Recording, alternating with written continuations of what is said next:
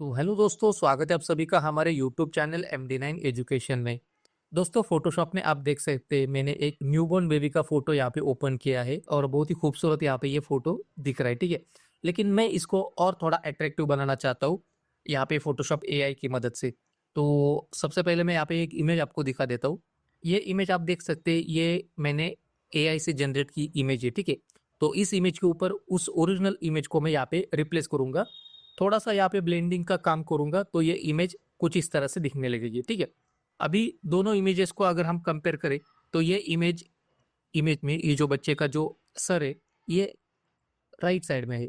और ये इस इमेज का जो बच्चे का जो सर है, ये लेफ्ट साइड में है। तो इस इमेज को मुझे क्या करना है, रोटेट करना पड़ेगा, हॉरिजॉन्टली फ्लिप करना पड़ेगा। तो इसके लिए मैं क्या करूँगा, इस इमेज को Ctrl+A Ctrl+T करूँगा। तो जैसे Ctrl+A Ctrl+T करूँगा तो यहाँ पे आप देख सकते हैं कॉन्टेक्स्चुअल टास्क बार में इस तरह से कुछ ऑप्शन यहाँ पे आ गए हैं। तो मुझे यहाँ पे देख सकते हैं ये रोटेशन के ऑप्शन है। तो अगर मैं इसको क्लिक करता हूँ तो इमेज ये रोटेशन हो जाएगी। तो मुझे इमेज रोटेशन रोटेशन नहीं करनी, सिंपल मुझे इसे फ्लिप करना है, वो भी हॉरिजॉन्टली। तो आप इसे देख सकते हैं ये हॉरिजॉन्टली और ये वर्टिकली। तो यहाँ पे मैं हॉरिजॉन्टली इसको फ्लिप करता हूँ, ठीक है। तो इमेज ये हमारी फ्लिप हो गई। इसको मैं एंटर कर देता हूँ। यहाँ से इस इमेज को मैं क्या करता हूँ, इस इमेज का जो रेशो है ये पहले मैं चेक कर लेता हूँ। सबसे पहले हम इस ओरिजिनल इमेज के ऊपर आएंगे। इस ओरिजिनल इमेज का रेशो पहले हम चेक करेंगे, इसका रिजोल्यूशन विड्थ और हाइट में Ctrl+Alt+I। यहाँ पे देख सकते हैं 1280 by 853 इसका रिजोल्यूशन है, ठीक है।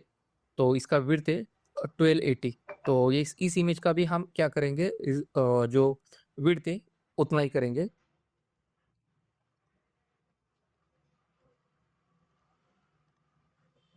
ठीक है, कुछ इस तरह से। और यहाँ से मैं ओके कर देता हूँ, ठीक है।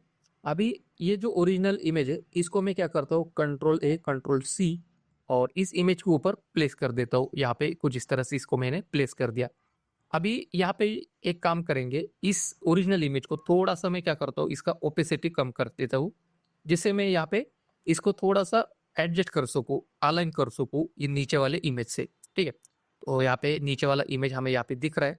तो मैं कुछ इस तरह से इसको अलाइन कर देता हूँ।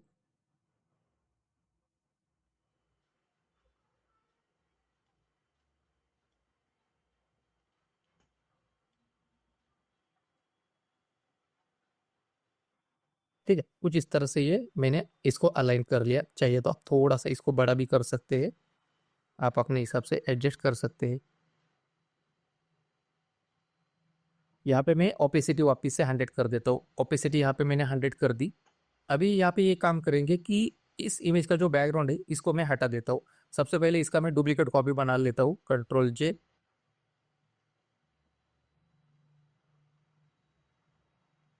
और इस इमेज का जो बैकग्राउंड है यहाँ से सिंपल रिमूव बैकग्राउंड कर देता हूँ। बैकग्राउंड यहाँ से रिमूव हो जाएगा, ठीक है। ये बैकग्राउंड यहाँ से रिमूव हो गया है। अभी मुझे क्या करना है कि अ, ये जो ओरिजिनल इमेज था, जो न्यूबॉर्न बेबी का जो फोटो है, वो पीछे वाले बैकग्राउंड से यहाँ पे कलर में इसका कलर भी मैच होना चाहिए।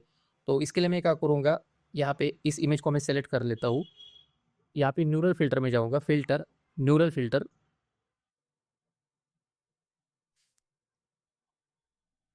न्यूरल फिल्टर में आपको यहाँ पे हार्मोनाइजेशन का ऑप्शन मिलेगा। अगर आपको ये न्यूरल फिल्टर आपका चालू है, इसमें हार्मोनाइजेशन ऑन है, तो आप इसका यूज़ कर सकते हैं। नहीं तो फिर अपना ट्रेडिशनल जो वे कि एडजस्टमेंट, इमेज एडजस्टमेंट जाओ और वहाँ पे कलर मैच का एक ऑप्शन है, वहाँ से आप इस इमेज को कलर मैच कर सकते हैं पीछे वाले बैकग्राउंड से। तो यहाँ पे मैं बैकग्राउंड सेलेक्ट कर लेता हूँ। तो यहाँ पे ये पीछे वाला बैकग्राउंड का जो भी कलर है वो इस इमेज के ऊपर आ जाएगा। तो आप देख सकते हैं ये थोड़ा सा मैच हो गया है। इसमें अगर आपको कलर ऐड करना है तो आप कलर भी ऐड कर सकते हैं, ठीक है। कुछ इस तरह से,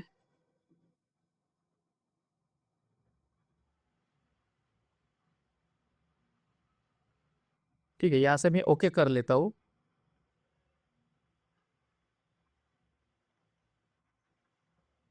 Ctrl+D। तो ये इमेज हमारी पीछे वाले बैकग्राउंड से मैच हो गई है। अभी हमें क्या करना है कि इस इमेज को मैं यहाँ से ऑफ कर देता हूँ और यहाँ पे जो पीछे वाला जो एरिया है, ये जो बच्चे का जो पार्ट है, इसको मुझे रिमूव करना है। तो इसके लिए मैं इस बैकग्राउंड को सेलेक्ट करूँगा। यहाँ पे मैं ब्लैंक इमेज लूँगा, ब्लैंक लेयर। फिर यहाँ पे रिमूव टूल सेलेक्ट करूँगा, रिमूव टूल, और कुछ इस तरह से इस बच्चे का ये जो पार्ट है बॉडी का, इसको मैं इस तरह से सेलेक्ट करता हूँ, तो ये पूरा सेलेक्ट हो जाएगा। फिर यहाँ पे जनरेटिव एआई ऑन, और इसको क्लिक कर देते हैं, तो ये क्या करेगा, ये एरिया यहाँ से रिमूव कर देगा। ठीक है, तो यहाँ पे ये थोड़ा सा खराब दिख रहा है, कोई बात नहीं। यहाँ पे हम एक बार वापस से इस तरह से इसको सेलेक्ट करेंगे।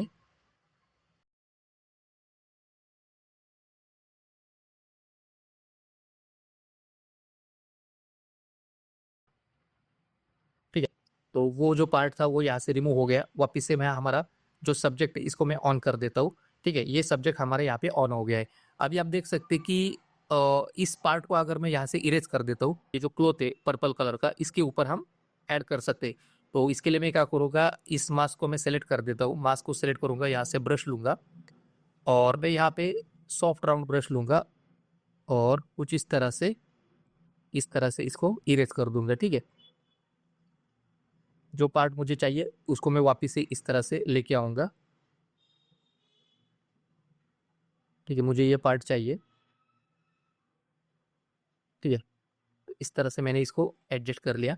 अभी मैं क्या करूँगा कि सिंपल यहाँ पे इस इमेज को पीछे वाले इमेज से मुझे थोड़ा मर्ज करना है। तो यहाँ पे मैं एआई का सहारा लूँगा। इसके लिए मैं यहाँ पे एक ब्लैंक लेयर लेता हूँ। यहाँ पे आपको सिलेक्शन का टूल मिलेगा, सिलेक्शन ब्रश टूल, या फिर आप लासो टूल भी यूज़ कर सकते। तो जितना आप लेटेस्ट यूज़ करेंगे उतना आपका क्या होता है कि इफ़िशियंसी बढ़ता है, मतलब काम करने में बहुत आपको आसानी रहती है। तो अगर लासो टूल लूँगा तो यहाँ पे थोड़ा-सा प्रॉब्लम आ जाएगा, तो इसलिए मैं क्या करता हूँ, सिलेक्शन ब्रश टूल लेता हूँ। जिससे क्या होगा कि मैं यहाँ पे जो आउटसाइड का एरिया है, मैं इस क्लॉथ का एरिया और हमारा जो सब्जेक्ट का एरिया एरिया एक साथ यहाँ पे इस तरह से सेलेक्ट कर सकता हूँ। ठीक है, मैं इस तरह से बाहर से एरिया को सिलेक्ट कर लेता हूँ। जिससे क्या होगा, ये नया टूल क्या करेगा कि आपका अंदर का भी सिलेक्शन लेगा, पीछे वाला बैकग्राउंड का, और आपके ओरिजिनल जो इमेज है इससे भी ये सिलेक्शन कर लेगा। ठीक है, अभी यहाँ पे क्या किया इसने, ये पूरा एरिया यहाँ पे सिलेक्ट कर लिया, लेकिन मुझे ये एरिया यहाँ पे छोड़ देना है। तो यहाँ पे मैं अल्ट बटन दबाऊंगा, या फिर यहाँ पे यहाँ पे सबट्रैक्ट करूंगा। यहाँ पे हम सबट्रैक्ट करते हैं, और कुछ इस तरह से जो पार्ट मुझे चाहिए वो यहाँ पे मैं रख देता हूँ।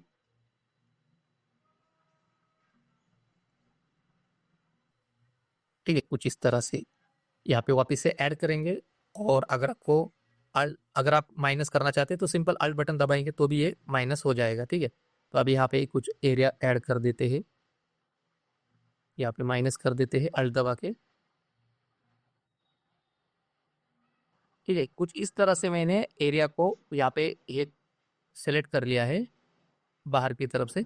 अभी मैं सिंपल यहाँ पे जनरेटिव फिल करूंगा, और यहाँ से जनरेट, तो यहाँ पे कुछ इस तरह से ये वेरिएशन यहाँ पे आ गया है। लेकिन यहाँ पे बालों का जो एरिया है ये मुझे वापस चाहिए। तो इसके लिए मैं क्या करूँगा, इस इमेज को मैं सेलेक्ट करूँगा, इसको मैं ग्रुप में कन्वर्ट कर दूंगा।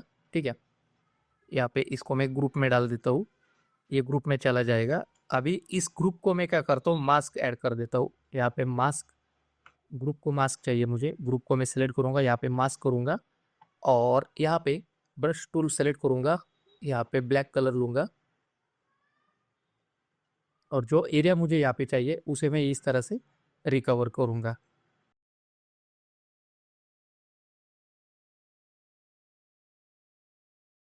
फिर उसके बाद इस इमेज को मैं सेव कर लेता हूँ। ठीक है, तो दोस्तों यहाँ पे आप देख सकते हैं कि यहाँ पे हमारा काफ़ी हद तक एडिटिंग ख़त्म हो गया है। अभी हम यहाँ पे इस इमेज को एनलर्ज कर सकते हैं, इसको एनहेंस भी कर सकते हैं। तो सबसे पहले मैं इसको एनहेंस कर लेता हूँ। कंट्रोल अल्ट शिफ्ट ई बटन से इसको मैंने स्टैम्प विजिबल बना लिया। फिर उसके बाद इसको राइट क्लिक करूँगा, convert to smart object. Smart object होने के बाद यहाँ पे आप चाहिए तो कैमरा फिल्टर भी यूज़ कर सकते हैं।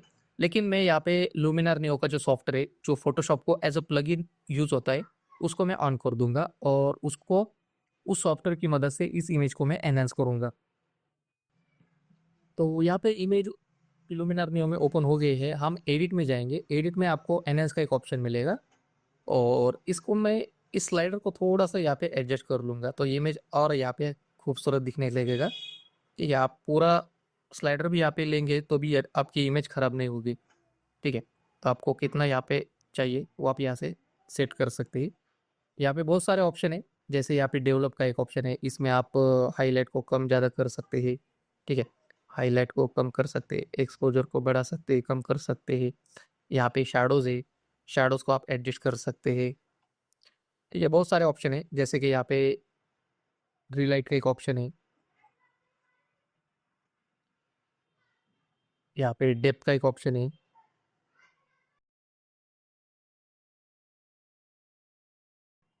ठीक है, बाकी सारा आप एडजस्टमेंट अपने हिसाब से कर सकते हैं। तो यहाँ पे मैं क्या करता हूँ, इसको अप्लाई कर देता हूँ और थोड़ा सा इसका जो साइज़ है ये बढ़ा लेता हूँ। ठीक है, तो वैसे भी ये इमेज स्क्वायर में है, लेकिन मैं इसको और थोड़ा सा यहाँ पे बढ़ा लेता हूँ। तो यहाँ पे क्रॉप सेलेक्ट करूँगा, क्रॉप में यहाँ पे रेशो में सेलेक्ट करूँगा 1:1। ठीक है, 1:1 यहाँ पे रेशो मैंने सेलेक्ट किया। इसको मैं इस तरह से और बढ़ा लेता हूँ। यहाँ पे जो वाइट एरिया आ गया है, इस एरिया को मुझे एक्सपांड करना है। तो इसके लिए मैं क्या करूँगा, ऑलरेडी यहाँ पे एक्सपांड का एक ऑप्शन है, मैं इसको क्लिक करूँगा और यहाँ से जनरेट करूँगा। तो यहाँ पे इमेज आप देख सकते हैं एक्सपांड हो गया है, बहुत ही खूबसूरत यहाँ पे दिख रहा है।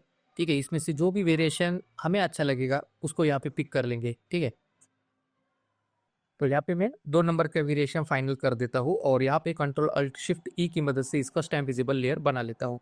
ठीक है, तो यहाँ पे आप देख सकते हैं यह हमारा बिफोर वाला इमेज और ये हमारा आफ्टर वाला इमेज। ठीक है, तो इस तरह से अगर आपके पास ऑलरेडी कोई इमेज है और सेम इमेज का बैकग्राउंड भी आपके पास है, तो उस हिसाब से आप दोनों इमेज को मर्ज करके उसको ब्लेंडिंग करके बहुत खूबसूरत तरीके से आप उसका कंपोजिशन चेंज कर सकते हैं।